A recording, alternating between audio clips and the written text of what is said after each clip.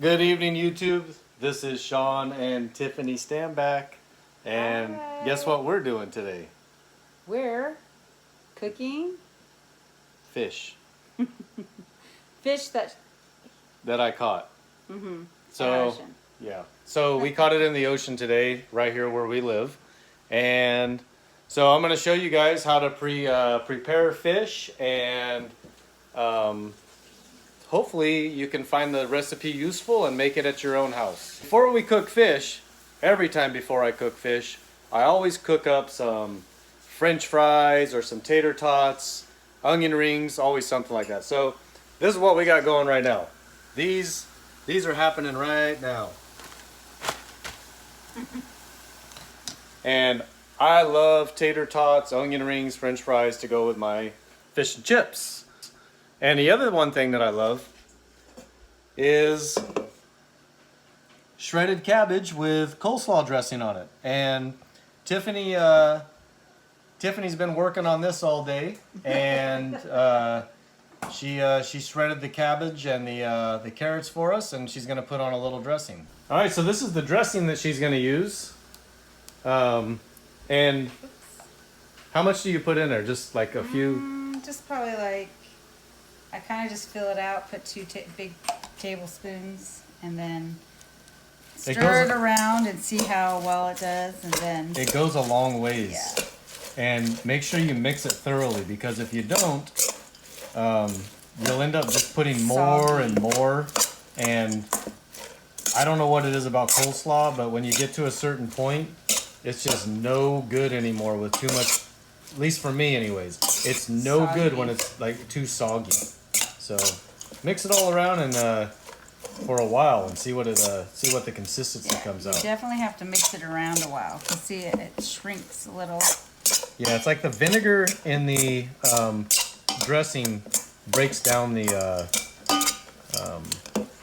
cabbage. So looking good though.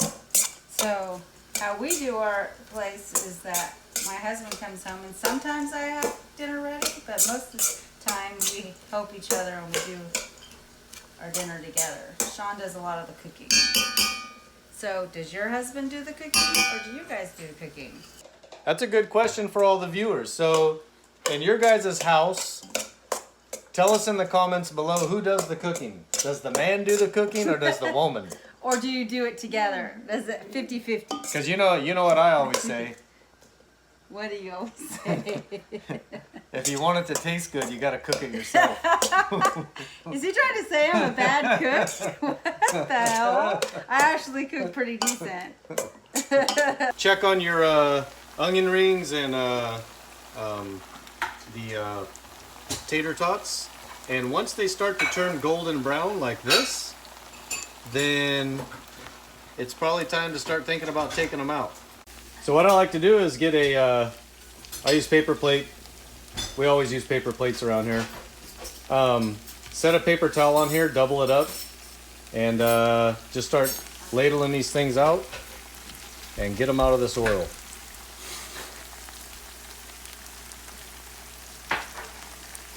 And really nice to have one of these little basket ladles.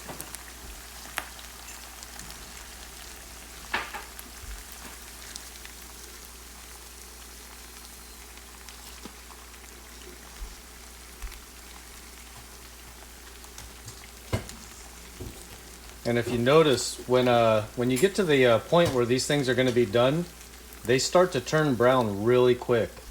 And yeah, so once they start to brown up, get them the heck out of there, because nothing worse than overdone onion rings and tater tots. Tater tots. All right. By the way, fans, in case you're wondering what kind of oil this is peanut oil. And peanut oil has a very high smoke point, and it also has a unique taste. So that's what we're going to use to cook our fish in. All right, first thing you want to do is get your paper plates out. We get 2 paper plates and put some flour on one of those paper plates. Just regular flour. We might be able to get by with that. Okay. There's a little more on the bottom. Next thing we're going to do is put a couple eggs inside of a small bowl.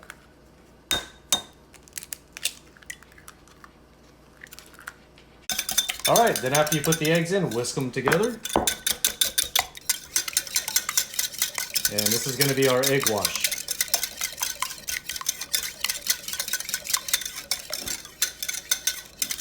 Make sure you get it all nice and orangey. Get it all mixed up, and after we're done with this, we'll show you the next step.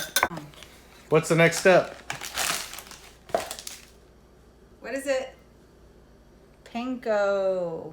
Traditional panko breadcrumbs. So these are the 3 ingredients that you're gonna need to make your panko fried fish. And if you don't have anything, it's like that. Bite it with your teeth. My mom always told me, you're gonna break your teeth. And Oops, that's a lot. yeah, we'll probably take some of this Yeah. and put it back into a Ziploc bag. Yeah. But you don't want to dip your fish in here and then put it back in a Ziploc bag. Just take some out now. You can always put some back later. If you dip your fish in there and then after you're done, put it back in a Ziploc bag, I guarantee you when you open it back up, it ain't gonna smell good. You go like that. That's good. That's like, yeah, that's a good amount, right? Okay, yep. Just us. What do we need, like 6 pieces? Yeah. Okay, so the next step we're gonna do here is get our fish out. So this is a California rockfish that I just freshly caught today. I mean, this is like less than 3 or 4 hours old. And what I like to do is get another plate ready and put it over here. And we're gonna put a paper towel on it also.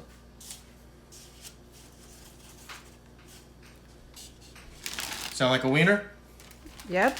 Sounds All right. good. So the next thing is, I take this fish straight out of the bag. This fish has never touched fresh water. It hasn't been rinsed with fresh water. It's only touched salt water. And I never rinse my fish unless I'm going to store it for a extended period of time. I never let my fish touch the fresh water. It will cook the outside of the fish. And eventually, if you just left it in fresh water, it would turn it into ceviche, essentially. So, next step. Take the fish, Step 2. and you're just going to go like this. Right into the flour. And I know what everyone's thinking. No, Shawn, you're supposed to dip it inside the egg first. But you're not. You're supposed to dip it in the flour first. Because I said so.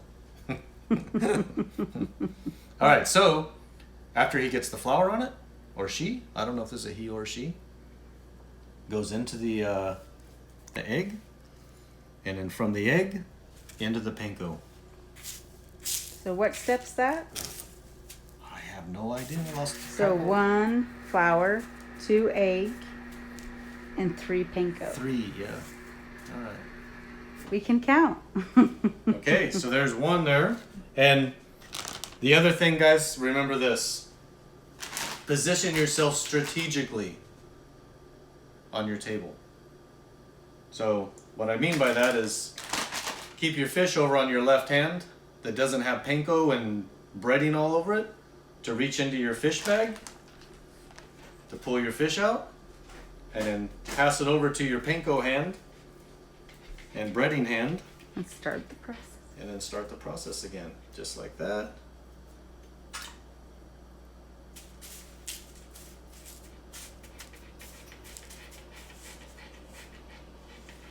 Voila. Do the whole process one more time. All right. Almost messed up there. And we have our friendly dog here making sure he does everything right. Meet Allie. Allie is our family She's the family supervisor. supervisor, yep. She supervises all food Yes, and if it's times. and if the food isn't up to par, she confiscates it. And she claims that she puts it into a vault for holding, but I've never seen the vault, and she's always licking her lips. Though she does sometimes grab stuff and goes and digs and hides it. See, she's checking out. Allie, say hi. You think our neighbors Hi, Allie.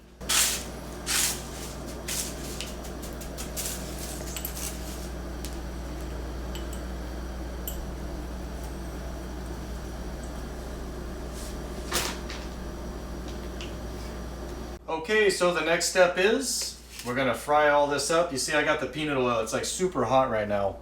But I've turned the fire down and I'm gonna cool the peanut oil down tremendously when I put the fish in. So here we go. Right on in there. Just add them on in.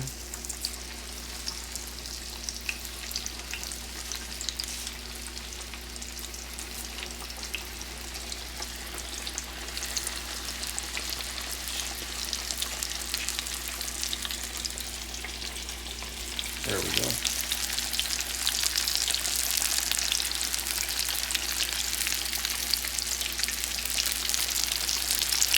So we're just gonna let these cook up till they're golden brown. And the one thing about fried fish is it cooks fairly quickly. So you gotta be careful because the tips of the panko will turn brown and they'll start browning on you. And what we want is the entirety of the thing to be brown. So like this small piece right here, the entirety of it is almost all brown. So deep down in those cracks there, it's browning up. So this is looking fabulous. And it doesn't take very long to cook fish. It cooks very quickly.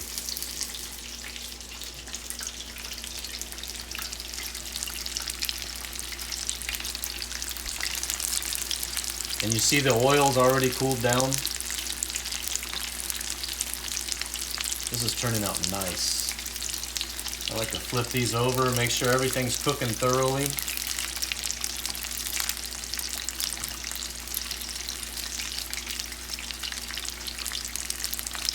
Cooking fish in panko is the easiest thing on the planet. And the reward is tremendous. Tremendous. Tremendous. Delicious. Change your towel out when you get done. I'm just gonna put that right here.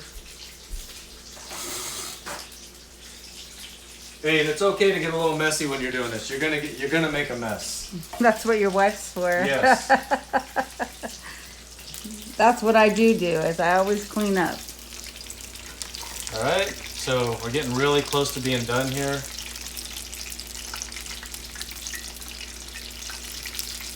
All right, look at that. Yum. Yummy, chummy, chummy. Lay it right on the napkin. Oops, come on, buddy. Don't you want to be eaten?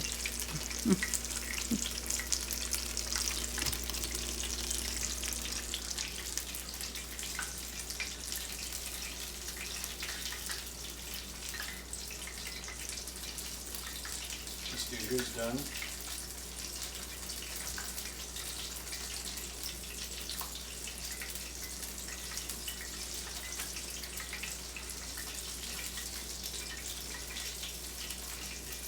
And I'll tell you what, this fish is an amazing meal.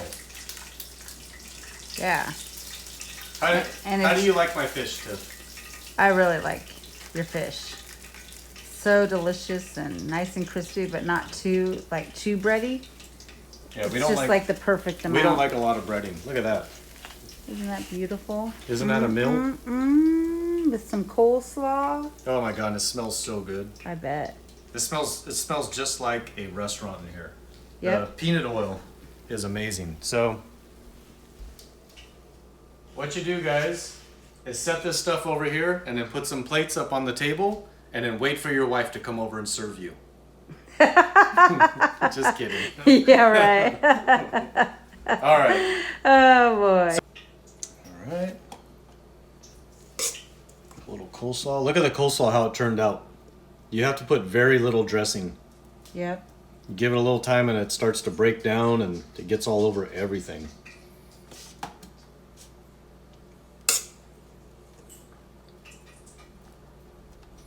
There's your vegetables.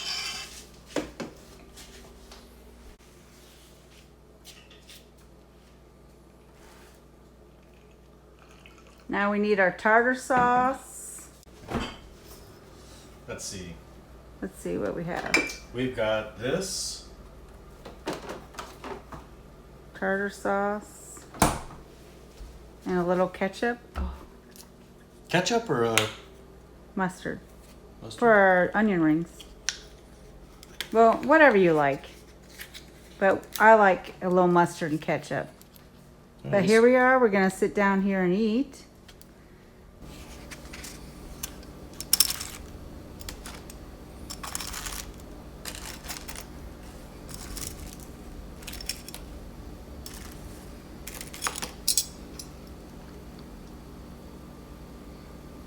Maybe some of you are wondering what kind of consistency this meat has. And it is flaky white meat. Super good to eat.